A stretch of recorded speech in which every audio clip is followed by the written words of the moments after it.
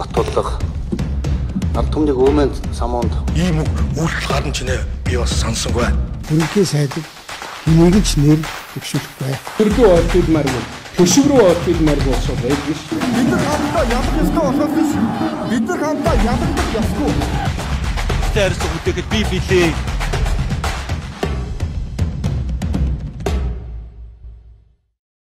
Оройн дөрөв үзэгчтэй энэ телевизлээс хамт байгаа та бүхэндээ баярлалаа. Лавгийн төв нэвтрүүлгийн энэ 7 хоногийн шинэхэн дугаар эхлэх бэлэн болсон байна. За бид бүхэн студид ярилцахаар Монгол газрын тос боловсруулах үйлдвэр төрийн өмчт хувьцаат хариуцлага хувьцаат компани захирал алтан цэцэг захирлыг урьж авч ирдэг. Танд оройн мэдрэг. Оройн мэдрэг. За таны ажил тавлаг уу? Газрын тосны үйлдвэрээ босгочих гол яваад байна уу? Ажил гайгүй шүү. Сүүлийн үед бол бас нэгэн бүтэмжтэй сэтгэл бас өөдрөг байгаа. За өнгөрсөн 7 хоног энэ 7 хоног таны хувьд бас нэлээд чухал өдрүүд өнгөрч байгаа шүү. Яагаад гэвэл бас их хурл засгийн газар дээр тодорхой шийдлүүд гарлаа. За ялангуяа өнөөдөр бол таныг бол одоо нэмэлт санхүүжилт буюу тэр 500 орчим сая доллар байгаа тийм ээ. 423. За тэр мөнгөнд дүнгээр гэрээ хинтхийн талтай гэрээ байгуулах одоо эрхийг танд өглөө. За энэ гэрээ хизээ байгуулах туу. За энэ гэрээ байгуулагдсанаар одоо яг гол үйлдвэр босгоод байгаа шүү дээ. Хизэнээс энэ ажилд орохоор байна. За манай үйлдвэрийн бүтээн байгуулалт 4 ийм гэрээний дагуу явагддаг. За хамгийн сүүлчийнх нь буюу одоо гүн боловсруулалтын патенттэй технологийн байгууламжуудыг барих 4-р багц ажлын гэрээг байгуулахад бас нэмэлт санхүүжилт шаардлагатай болсон. Ерөнхийдөө төсөв мөнгө одоо өсөөд. За ингээд энтхийн засгийн газраас хөнгөлтэй зээлийнхэн дүнг нэмэгдүүлэх замаар энэ асуудлыг шийдэж өгөөч гэсэн одоо Монголын төлөв хүсэлтийг одоо тус улсын гадаад хэргийн яам, Exim банк, сангийн яам бас авч үзээд хэлэлцээд энэ нэмэлт санхүүжилтийг олгохоор болсон. За энэ санхүүжилтийг олгох болсон шийдвэр 2024 оны 11 сарын 26-нд ирээд нэмэлт зээлийн хэлэлцээрийн төсөл нь 12 сарын сүүлчээр ирсэн. За ингээд манай засгийн газар одоо улсын хурлд өргөн бариад сая одоо саяхан өнгөрсөн 4-р өдөр улсын хурлын нэгдсэн чуулганаар саяхан батлагдсан. За ингээд энэ зээлийн хэлэлцээр саяхан батлагдсанараа засгийн газраас энэ гэрээ байгуулах эрх олох асуудлыг одоо манай компанид олгож байгаа. Өнөөдөр энэ шийдвэр гарсан. Одоо ингээд бид нэр эх 7 хоногийн 4-р өдөр сүүлчийнхэн багц ажлын EPC 4 гэрээнийхэн одоо гэрээндээ гар үсэг зурхаар ажиллаж байна. Санхүүжилтээ аваад ажил эхэлнэ үг. За одоо ерөөсөө хүлээлт дунд л байна л да. 2019 онд газрын тосны үйлдвэртэй болно гэдэг зүйлээр 129 төгрөг тогтоол байдаг баг тийм засгийн газрын. За энэ тогтоолын дараа ажил нь 21 оноос эрчимжиж явсан тийм ээ. За ингээд 2025 онд ашиглалтанд орно гэдэг мэдээллүүдийг тухайн үед одоо энтхийн талж өгчөөсөн, манай талж өгчөөсөн. Одоо ингээд хугацаа нь хойшлцсан байна. Энэ нэмэлт санхүүжилтийн хүрээнд ажил нь дуусаад бид нар хизээ газрын тосны үйлдвэртэй болохоор таны тооцоолж сая одоо байгуулах байгаа энэ гэрээнд чинь 2019 онд бол инженерчлэлийн ажил эхэлснээр өөрөөр хэлбэл техник эдийн засгийн үндэслэл бол 2019 оны тэзүү 2019 оны эхэнд одоо бүх эрдэс баялагын мэргэжлийн зөвлөлийн гишүүд гар хөлийн үсгээ зураад ингээд баталгаажуулаад хүлээж авсан бол 2019 оны эхэн ингээд 19 оны 6 сараас төслийн менежментийн зөвлөх одоо зөвлөхөө шалгаруулаа, сонгон шалгаруулаа гэрээгээ байгуулад патентгүй технологийн байгууламжууд дагалдах туслах бүх байгууламжуудын зураг төслийн ажил эхэлж байгаа. За энэ ажлаар бол үйлдвэрийн бүтээн байгуулалтын ажлаар эхэлсэн гэж тооцож болно. За тухайн үед бол энэ техник эдийн засгийн үндэслэлийг мөн саяны байгууламжуудын ерөнхий зураг төслийг Инженерс Индия гэж энтхийн төрийн өмчт одоо нефть хэмжээ салбарын нэр хүнд бүхий компаниуд хийж гүйцэтгэсэн. Тэд бол тооцохдоо бас 2025 онд ашиглалтанд оруулна гэж бид нар бол тооцож ирсэн. Ер нь бас боломж байсан үгүй л байсан. Гэхдээ бид нар ч одоо бас энэ бид одоо өнөөдөр л цаг хугацаа өнгөрөхөөр хүмүүс мартчихад байгаа болохоос биш. Ковид цар тахлын маш хүнд үеийг тууллаа шүү. 19 онд дуусаад 20 онд бид нэр одоо энэ гүн боловсруулалтын технологийн байгууламжуудыг ямар компани, ямар технологи хөгжүүлэгчийн лицензээр барих вэ гэдэг тендерийг яриад эхлэнгүүтэл ковид болсон шүү дээ. За ингээд яг бид нэр 20 онд 1-р багц ажлынхаа гэрээг бол 20 оны сүүлээр бол байгуулж чадсан. Тэгээд одоо сая улсын комисс төлөөлөж өгсөн эхний багц ажил чинь технологийн бус барилга байгууламж буюу энэ дараагийн технологийн барилга байгууламжийг барихын бүтээн байгуулалт эхлэхийн өмнө хийцэн байх ёстой ажлууд байхгүй. Энэ ажлууд бол эхэлсэн. Яг ковид үеэр таарсан. Тэгээд тэр одоо сая бас хүмүүс бүх юмээ ковид руу чихэдж байгаа юм шиг юм ярьж байгаа. Үнэхээр тийм болсон шүү дээ. Дэлхийн бүхэл бүтэн одоо энэ бараа бүтээгдэхүүн одоо түүхийн эдээс өсвөлээд техник тоног төхөөрөмжийг үйлдвэрлэдэг материал, үйлдвэрлэл тэр чигээр зогссон, тээврэл зогссон бүхэл бүтэн одоо энэ процесс чинь value chain гэж ярьдаг чинь ажилтанд орсон шүү дээ. За ингээд тэр бол маш их нөлөөлсөн. Жишээлбэл одоо 1-р багц ажлын хүрээнд нийлүүлэгдэх ёстой байсан тоног төхөөрөмж чинь Тэнжин дээр 21 оны 5 сард ирчээд 11 сард авч ирсэн үе байгаа тийм ээ. За ингээд бол ерөнхийдөө бид нар гэхдээ ковид үеэр бол тасралтгүй ажилласан шүү дээ манай компани. Гол нь энэ лиценз эзэмшдэг шалгуулах процесс, дээрээс нь түүнийг дагаад энэ тендерт оролцож байгаа компаниудын чинь үн өсөж байгаа байхгүй. Бүх үйлдвэрлэл зогссон. Тоног төхөөрөмж үйлдвэрлэл явагдахгүй. За тэгээд дөнгөж эхлэнгүүд чинь тэд нар чинь саналаа аваад эхлэнгүүд нөгөө эрэлт тий нийлүүлэлтийг чинь харьцаа алдагдал. За одоо манайх түүхий дээр ингэж гацсан тэр материал чинь байхгүй ингэж өссөн тийм төмөр ган юу гэдгийг химийн бодисууд одоо ингэж өссөн тийм учраас тоног төхөөрөмжийн үн бол тэдэн хувиар өссөн гэл тендерт нь орж ирж байгаа байхгүй юу? Нийлүүлэгчдээс нь өөрөөр хэлбэл тоослоор тань ярих тасалчлаа. Тухайн үед та эдийн бодож төлөвлөсөн байсан тэр тэзүү буюу нэг тодорхой төлөвлөгөө гарсан биз. Тэрнээс бол энэ ковидын шалтгаанаас болоод удснаас болоод үнийн дүн өссөн энтэй холбоотойгоор зардлууд нэмэгдэж гин гэж та хэлэх гээд байна. Миний гол асуу хоёлаа яг энэ юутай хоёлаа логик дараалтай байна. Хоёлаа ингээд нэгдүгээр одоо яг хизээ ашиглалтанд орох уу гэдгийг ярьчих. Энэний дараанаас хоёлаа яг юу болов, нөхцөл байдал нь ямар байв, эдийн засгийн хувьд нөхцөл байдал нь яасан, ковидоос өөр шалтгаан байна уу, жишээлбэл энэ улс төр байна уу, монголчуудаас болоод байгаа юм уу, энтхийн талаас болоод байгаа юм уу гэд нарийн ширийнэ бид асууя. За яг би түрүүнийхээ дуусгаж байгаа учир нь үүнийг хэлэх гээгүй. Энээс болоод нөгөө гүйцэтгэгчийг сонгон шалгаруулах тендер чинь цуцлагдахгүй юу? Хит өндөр үнийн дүн ирээд. Тэгээ тендерийг чинь дахин ихнээс нь зарлж шээ. Энэ процесслэгт чинь одоо жишээ 1 жил алдсан бид нар, тийм ээ? За тэрийг хэлчихсэн. Хоёрдугаарт үйлдвэр хязгаар ашиглалтанд орох үгтэй юм уу? За тэгэхээр энэ 4-р багц ажлын гэрээ байгуулсан өдрөөс 38 сар гэж байгаа. Гэхдээ бид нар бол геотехникийн ажлуудыг өөрчилж хийсэн учраас 36 сар гэж. Тоног төхөөрөмж, бараа материал одоо худалдаж авагдсан байна уу, тэ? Тоо хэмжээ. Дээрээс энэ ажил үнэхээр одоо энэ үнийн дүнтэй ажил хийгдэж үү гэдгийг талбай дээр байгаа хяналтын инженерүүд бол баталгаажуулна. Энтхийн төслийн менежментийн баг мөн манай компанийн тэгээд буцаад энтхийн тэр төв рүү очиж шалгуулна. Дараа нь бид нар баталгаажуулаад уулуурхан аймаараа дамжуулаад сангийн ам элчин сайдын аймаар дамжуулж Exim банк гэдэг. Тэгээ ер нь энтхийн Exim банк бол зөвхөн өөрийнхөө одоо энтхийн компанид л одоо төлбөр өгдөг.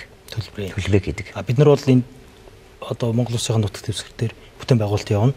Мөнгө яаж зарцуулагдах уу, ямар компани шалгуулагдах уу, ямар нөхцөл байдалтай хөө гэдгийг тэнд ерөнхийдөө шийдэгдээд байна гэсэн үг шүү дээ. Би зүгээр энэ дээр нэг юм сонирхолтой сэтгүүлч хүний хувьд асуучихлаа юм. Удлаа гэдэг шүү дээ. Ингээ зарим тендер руу сая байнгын хормон дээр яригдж байгаа 50 дуудаа зарлагдсан гэдэг зүйл яригдээдсэн. Тэнгүүд энэ хугацааг удаахын тулд таны нөгөө хэлээд байгаа ковидын цар тахлын нөхцөл байдлаас гадна бас өөр хүчин зүйл биш. Цар тахал дуусаад бас одоо баг 3 жил орчим болох ч юм уу. Тэнгүүд магадгүй энд ингээд цаанаа ингээд ажил удаачрсан зүйл яваад байгаа юм шүү. Өөрсдийнхөө заавал компанийг оруулах гад тэр үн цаанаа хилцэл нь явагдахгүй. Манад ер нь ингээд энэ мөнгөний хувьд ирэх мэдлгүй юм гэрээ хийгдсэн явж байгаа нь хэрэг хэцүү юм байна. Таавал яг банкны хувьд ийм одоо дүрм журамтай ийм учраас гэрээ хийгдсэн гэж тайлбарлаж байна л да. Гэхдээ энэ тхих талдаа бол ерөөсөө эдгээр чинь энэ төслийг хэрэгжүүлэхийн төлөө яг бид нартай адилхан санаа зовж ажиллаж байгаа хүмүүс шүү дээ. Жишээн дээр 21 онд 2-р багц ажлын тендер 5 удаа, цахилгаан станц 3-р багц ажлын тендер 7 удаа ингээ хойшлогдоход тэгэхээр тэр чинь яг нийлээл нэг 10 сарын асуудал болж байгаа юм л да. Хойшлогдоход эцсийн эцэдхэн ирж арга хэмжээ авсан хэрэг энтхээс гадаад хэргийн яамных нь Exim банкны хүмүүс Монголд ирээд бидэртэй хамт суугаа. За яавал бид нэр ийм өндөр үнийн дүнтэй тендер авахгүй байж болох вэ?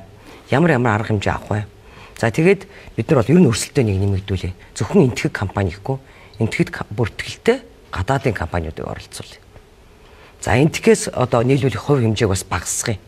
Энд чинь яагаад гэвэл аюул хүндэрч манай Монголд барилгын улирал хэдэн сар үлээ. Тийм. Барилгын улирал маш богино. Яг тэр тезүү мэзүү хийж байхдаа бас бид нар хэднэр хийсэн ч гэсэн сүүлд нь одоо манай тэр төслийн менежмент ярьж байгаа шүү дээ. Бид нар яг Монголд ингээд хүүтэн улирал тий олон сар үргэлжилдэг, ажил хэд хүндрэлтэйг мэдчихсэн ч гэсэн ийм удаан гэж бодсонгүй тий. За тэгээд тэр энтхийн талд ямар нэгэн одоо юу гэдэг энэ төслийг тендерт оролцох ч байдаг юм уу эсвэл нэг амжилттай болох тийм юм бол би байхгүй гэдэг 100% хэлж чадна байна л да. 100% хэлж чадна.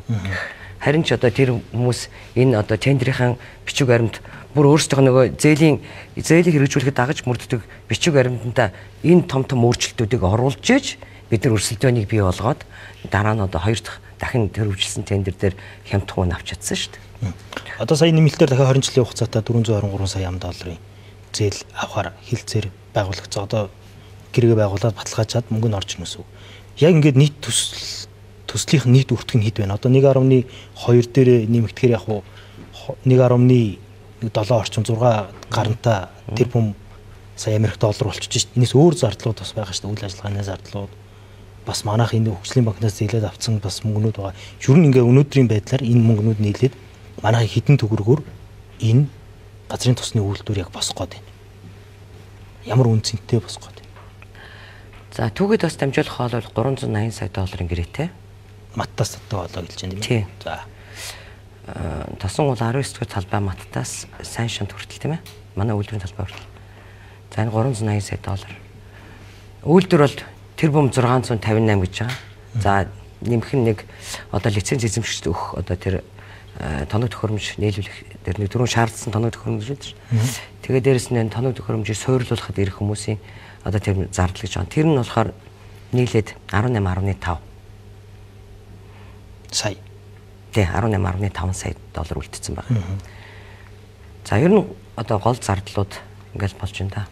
Одоо энэ дээр нөгөө зөвлөх үйлчлэгээ орсон байгаа мó 70 эдэн сая $-аар орсон байгаа юу тий. Тэр 1.6-д орсон байгаа юу. За ингээд үзэхээр 1.6 2 тэрбум орчим Америк $-аар бүтгэн байна тийм ээ. За ингээд ийм хэмжээний зээлээр бид бүхэн үйлдвэртэй болох нэ мэдээж эн чинь ингээд цаана үр ашиг зүйл зөндөө байгаа. Хоёулаа ашигтай холбоотой зүйлгээр. За энэтэй холбоотой бид нар зээлийн үг төлөөд эхэлсэн тийм ээ. Зээлийн үг төлөөд эхэлсэн үү? Зээлийн хүүг тэр бас нэг тайлбар хэрэгтэй. Тэр том зээлэндээ биш одоо энэ төрөний 1 тэрбум Америк долларын зээлийг чинь 3 хуваацсан байхгүй юу? Сангийн магазин магтаа нийлж чад.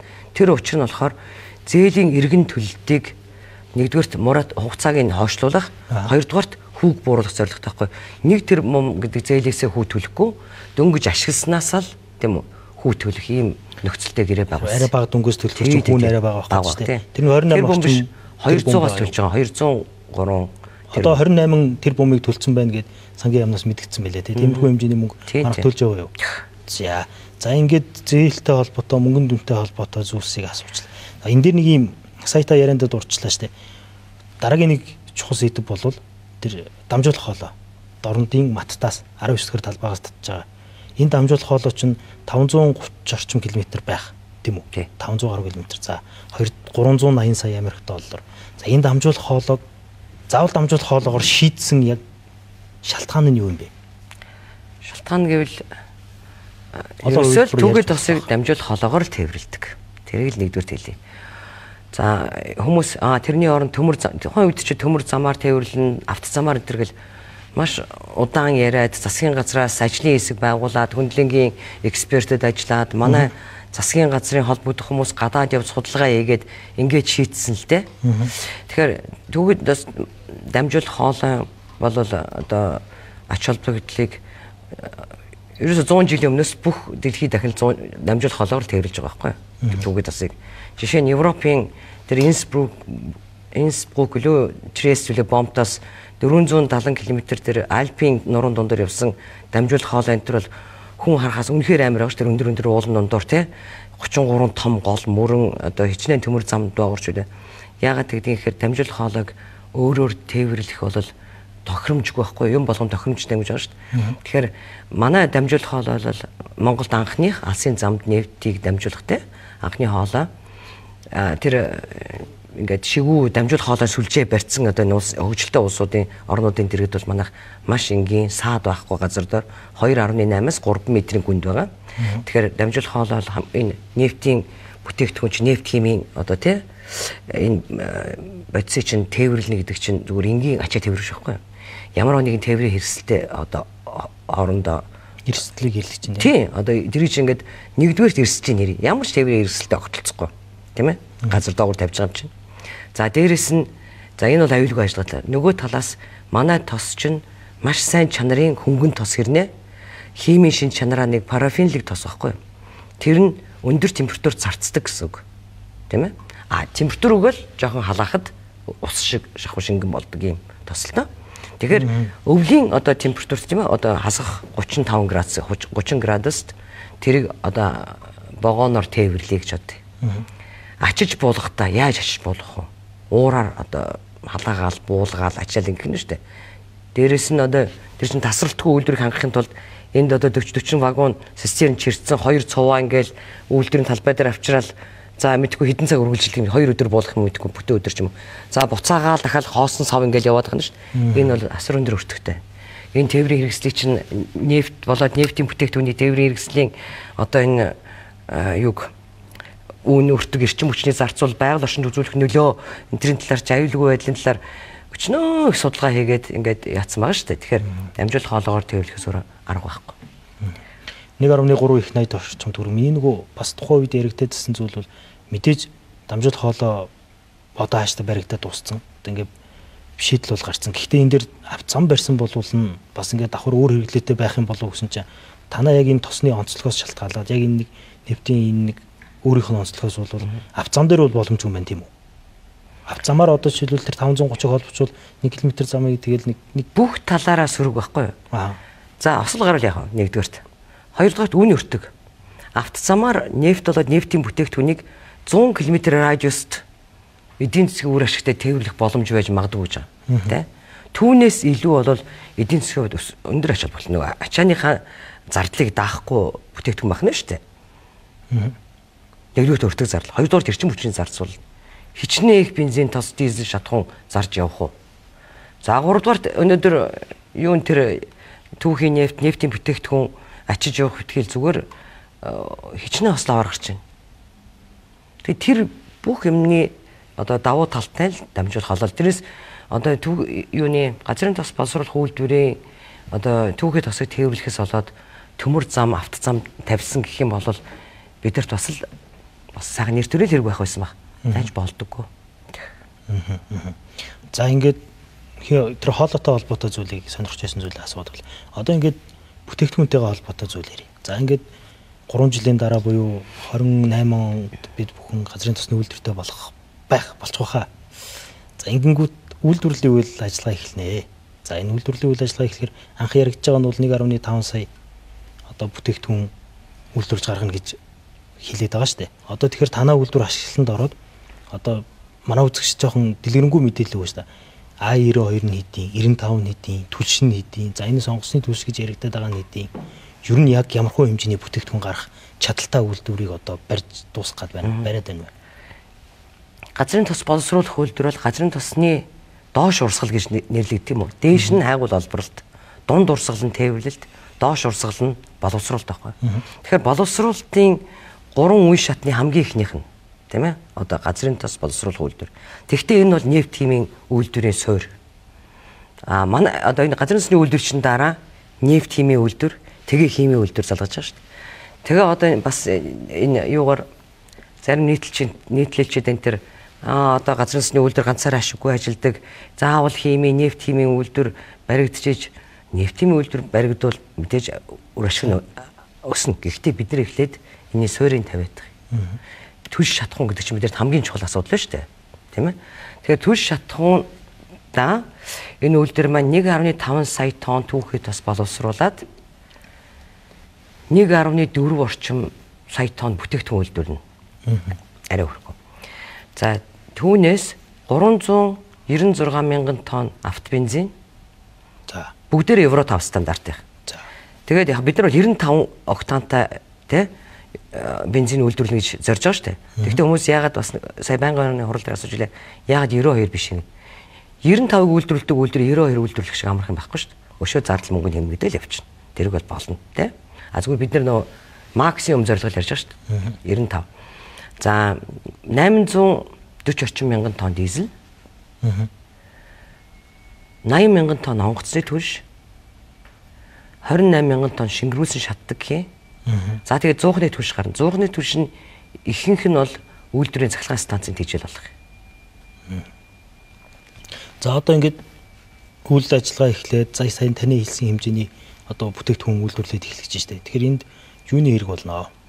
Түгэн эдийн хэрэг болно. Түгэн эдийн ер нь яаж төлөвлөж байгаа вэ? 1.5 сая тонн нефт түгэн эдийн бүтээгдэхүүн манад ер нь одоо гарч ирэх боломж байгаа юу? Яг анхны судалгаан дээр байгаа юм байна лээ. Өнөөдөр ер нь техник эдийн засгийн үндэслэл манай засгийн газар анхан энэ захиалгыг өгөхдөө зүгээр 1.5 гэж биччих гэсэн биш байхгүй юу? 2012 онд одоо олборлолт хийгдэж байгаа тосон бол 19 самсаг 21-р талбайгаас 2012 оны төлөвлөгөөгөр шүү. Яг өөрөөр хэлбэл тухайн үеийн хайгуулын одоо төвшөнд тус компани орд ашиглах үйл ажиллагааны төлөвлөгөө гэж батлуулдаг. Тэгж жагаад ашиглалтын одоо тэр талбайд байлгаж авсан. Тэгэхэд 2016-7 оноос хойш эхлээд 1.6 сая орчим тонн түүхий тус олборлоноо тогтвортойгоор гэсэн байна. Тэгээд тэр нь тулгуурлаж байгаа байхгүй суурилж 1.5 гэсэн байгаа шүү дээ. За тэгээ үнэхээр яг аажмаар өсөөд 1.1 сая тоннд хүрж ирсэн үл хүрж ирсэн. За тэгээд одоо янз бүрийн шалтгаанаар ингээд түүхий эдийнхэн олборлтыг бууруулсан. Энэ дээр одоо манай засгийн газрынхан бол одоо бас нэлээдгүй ажиллаж байгаа.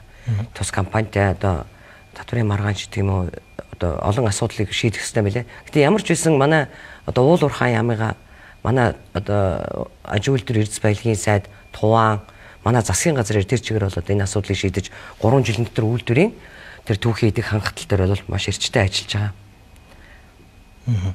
1.5 та сая нөгөө 2012 онд батлагдсан эрдэс баялагын зөвлөлөөр батлуулсан тоог хэлж штэ. Тухайн үед бол 1.8 гэж байсан юм байлээ. Тэгээ 1.5 гэж манайх запастал өгсөн байл та. Запастаа өгөөд төсөл өгсөн байна. Гэтэл өнөөдөр би ингээд 2024 оны тоог нь харж байгаа байхгүй. Одоо хоёр компани байна л да.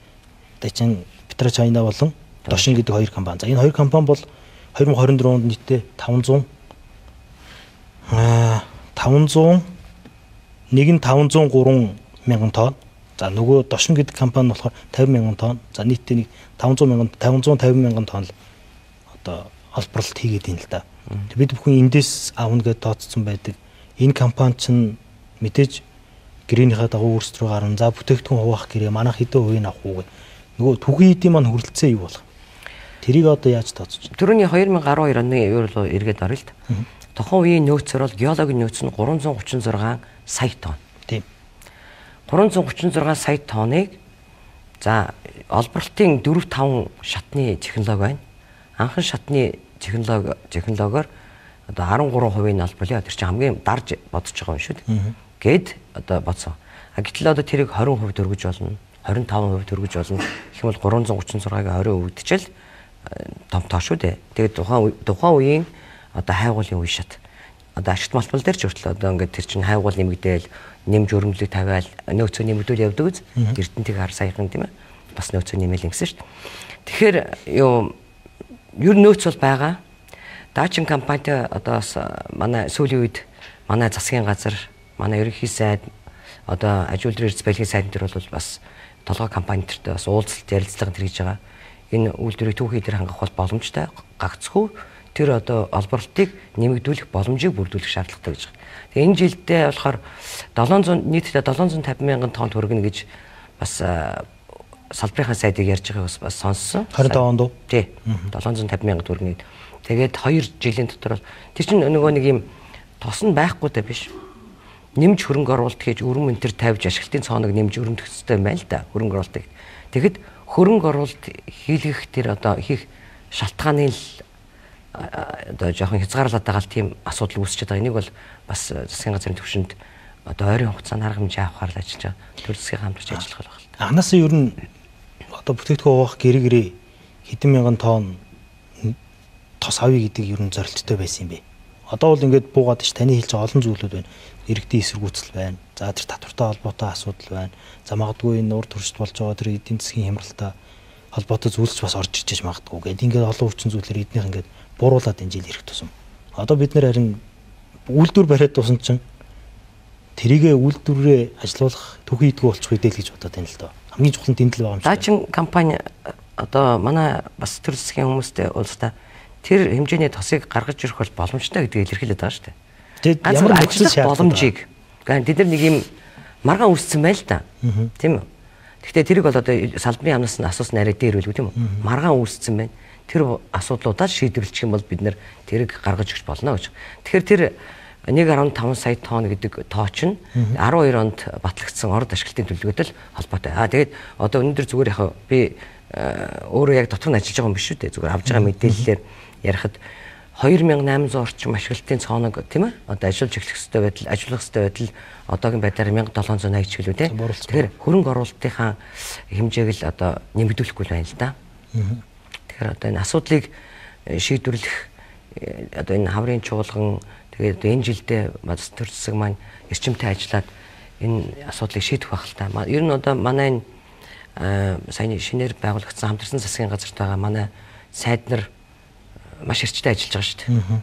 Одоо өмнөх засгийнхаа тий одоо залгамж чанар гэдэг юм ажлыг одоо үнэхээр одоо маш их хөдөлмөрлж би айгүй эрчтэй ажиллаж байгаа гэж бодож байна. Одоо энэ сангийн сайд байж гин тий манай туваан сайд байж гин маш завгүй л ажиллаж байгаа да. Энэ хүмүүсийг бас одоо энэ зээлийн хэлцээрийг оруулаад дэмжээл явж гин гэдэг чинь бас дэмжихээс гадна тэд нар чинь ямар их ажил хийж байгаа тийм ээ ард нь ижээ зөвхөн Монголдоо ингэж ярьж байгаа шүү дээ. Цаана нь одоо гадаадын засгийн газартаа хийж байгаа хэлцээр би одоо бас энэ ташрамдын одоо сангийн яамныхаа энэ ажил дээр бас өдөр жишээний ажилласан залуучуудаа сайднаас баярлалаа гэж хэлмээр. Энэ юун дээр саяын тэр бүтээгдэхүүн дээр би нэг дахиад нэг асуулт. Батлагдсан хэмжээ нь бол та бол түрүүн одоо геологийн нөөцийг нь хэллээ шүү дээ. 336. За ингэнгүүт надад бол 306 гэдэг тоо өгсөн шүү. Тэр юунаас нь салбар хариуцсан газраас нь. Тэгээд батлагдсан тоо нь бол 40 юм байлээ. 40 сая тонн. За өнгөрсөн 10 жилийн хугацаанд 10 гаруйгийн 11 орчмыг нь тэдний холбоорлоо гаргацсан билээ. За одоо цаана 30 гэдэг чинь бол ер нь бол хангалттай байгаад байна л да. Гэтэ энийг багасгахгүйгээр та одоо ингээд зөндөө олон нөхцөл байдлыг харж штэ. Уран эсэргүүцэж байна. Энэ хятадууд ороод ирнэ гэдэгтэй адилхан энэ асуудал шийдэгдэх бол бид нар ер нь ямар хувилбартай байна? Бие хувилбар гэх юм уу? Одоо эднийх ингээд манад бүтээгдэхүүнээ нийлүүлж чадахгүй бид нарт хэрэгтэй байгаа 1.5 сая тонн түүхийд маань ирэхгүй бол бид нар одоо ямар хувилбартай байх вэ? Түүхийд усны асуудлыг одоо хариуцсан салбарын яам байгаа шүү дээ. Ашигт агентлаг байгаа. Би бол тэрэн дээр ийм хувилбар, тийм хувилбар гэж ярих субъект нь биш. Би бол газрын тос боловсруулах үйлдвэрийг ийм хүчин чадалтай тэр байршилд тийм үү ингэж барь гэсэн даалгавартай л хүн байхгүй. Байшин үйлдвэрийг барих гал явж байгаа. Тэрийг хариуцсан компани шүү дээ манай компани. За тэгвэл би бол нэлээд оптимист хүн шүү дээ тийм үү. Тэр газрын тосыг бол одоо сайхан бас манай хурал дээр сайд нар хэлсэн шүү дээ. Нэг улс байна да. Төр засагтай улс байна да. Байга эмига гаргаж ирэх нөхцөлийг бүрдүүлээд өгөх байлгүй дээ. Тийм ээ. Бидэрт бол яг тодорхой хэмжээний тосыг бол гаднаас авч магадгүй гэсэн тийм бас инженерийн тийм нэг запас бол байгаа. Гэхдээ бид нар бол одоо 100% Монголын тосыг ашиглах бид нар хамгийн сайн хувилбар. Яг л тэр тосны чинь шинж чанар зориулж энэ үйлдвэрийн чинь үндсэн концепц хэрэгжсэн шүү дээ. Тэгээ үндсэн концепцээс гадна бид нар дотоодын бүтээгдэхүүнээ авч ашиглаж ийж үн хямд болох хэрэгтэй байхгүй. Гаднаас аваад бүтээгдэхүүн ихээр чинь бид хүн өрсөлдөх чадвар чинь ямар болох вэ гэж байгаа. За одоо тэр дачин тамсгаас авах энэ тавд одоо үйлдвэр би бол үйлдвэр барих одоо үүрэгтэй гэж байна шүү дээ. Гэхдээ үйлдвэр барьж байгаа хүнд бол за ямар хэмжээний хүчин чадалтай ямар нөөцтэй ямар үйлдвэрийг энд босно шүү гэдэг ерөнхий агуулга тойм зургуул байгаа шүү дээ. Гэхдээ одоо тэр бүтээгдэхүүн гэрээ нэг хоёрд гаднаас авч магадгүй гэдэг тэр хувилбараараа энэ үнийн хувьд яг яаж аавна гэсэн төлөвлөгөөтэй байгаа. Зах зээлийн үнээр үү эсвэл түүхийд тасны асуудал чинь би хэдийгээр манай компани хэдийгээр энэ үйлдвэр барих одоо зорилготойгоор байгуулагдсан компани ч гэсэн бидний чинь шүдний өвчин шүү дээ. Түүхийд тас тийм ээ зүгээр би энэ ч одоо яг салбарын яам агентлаг ярьсан зүв бах гэж ярьж байгаа болохоос шүдний өвчин шүү дээ. Энэ үйлдвэр ажиллах бол үйлдвэр ажиллахгүй байхгүй. Тэр та хэдийн ажил үр дүнгүй шүү дээ. Энийг чинь 17-8 оноос хойш ярьж шүү дээ. Хаасайг ярьж байгаа шүү дээ. Ингээд 7 жилийн яг одоо тэгээд шийдэгдэх бах. Манайд зарим юм сунжирдаг штэ шийдэгдэхгүй. Тэгж яагаад шийдэгдэх бах гэж найдаж чинь тийм үү? Шийдэх ёстой. Шийдэхээс зүгээр арга байхгүй. За танд ямар хувилбарууд байна? Та чи ингээд мэрэгжлийн инженер, зөвлөх инженер хүн, дээрэс нь үйлдвэрийг барьж байгаа хүн. Та бол ингээд мэдээлэл доо. Даачинтай яриа хэлцээ хэрэгтэй.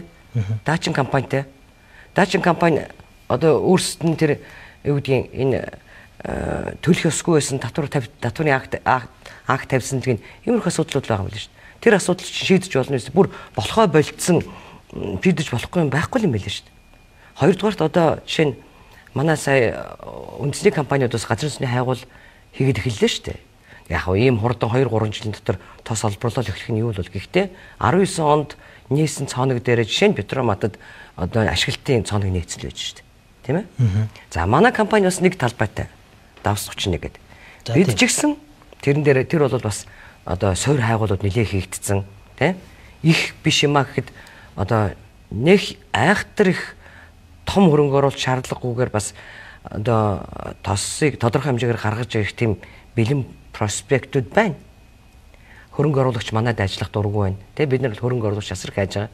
Тэгэд дандаа л гомдолж нэтрэж бодож иж магадгүй. Гэхдээ үнэхээр манай Монгол улсад чинь одоо энэ газрын тосны өндөр эрсдэлтэй өртөг зарлагтай энэ салбарт ажил хийх хүмүүс сонирхгүй байна.